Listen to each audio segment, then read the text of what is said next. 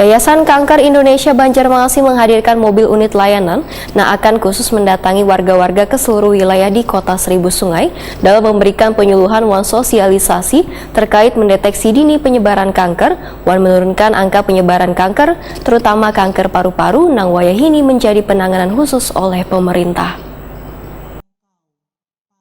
Yayasan Kanker Indonesia Banjarmasin menghadirkan mobil unit layanan yang akan berfungsi sebagai armada khusus mendatangi warga-warga ke seluruh wilayah di Kota Seribu Sungai dalam memberikan penyuluhan wan sosialisasi terkait mendeteksi dini penyebaran kanker. Wali Kota Banjarmasin Ibnu Sina Wetakuni Prima TV usai melaunching mobil unit layanan di halaman Balai Kota Banjarmasin besokan Rabu 7 Desember 2022 berharap kehadiran mobil unit layanan kanker ini dapat menurunkan angka penyebaran kanker terutama kanker paru-paru yang wahini menjadi penanganan khusus oleh pemerintah, bahkan menjadi penyakit nomor 3 di Indonesia setelah kanker serviks dan kanker rahim. Menurut Ibnu Sina, mobil unit layanan kanker ini nantinya akan datang ke kampung-kampung untuk mendeteksi dini dan memberikan konsultasi kepada warga yang memiliki penyakit kanker sedini mungkin.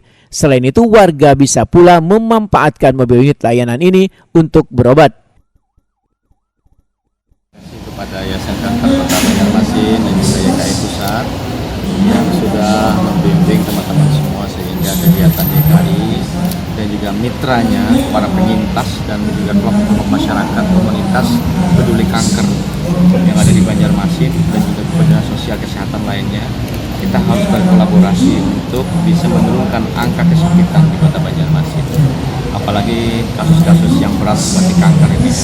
Kanker paru-paru yang memang hari ini menjadi pembahasan itu adalah penyebab kanker nomor 3 di Indonesia, hampir 8% setelah kanker serviks dan kanker payudara atau kanker leher rahim. Nah, kami berharap dengan deteksi dini itu kemudian bisa mengurangi angka kasus kanker di Kota Banjarmasin.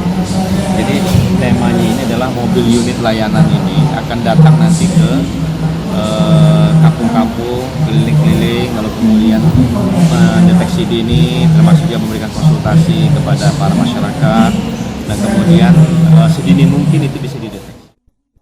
Ketua YKI Banjarmasin Siti Wasilah memedahkan mobil unit layanan ini bisa pula digunakan untuk melakukan sosialisasi pencegahan kanker leher rahim, terutama bagi babinian yang sudah menikah.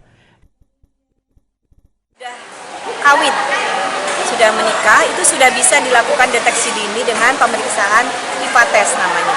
Nah, harapan kami dengan ada mobil layanan keliling ini kita mendekati warga.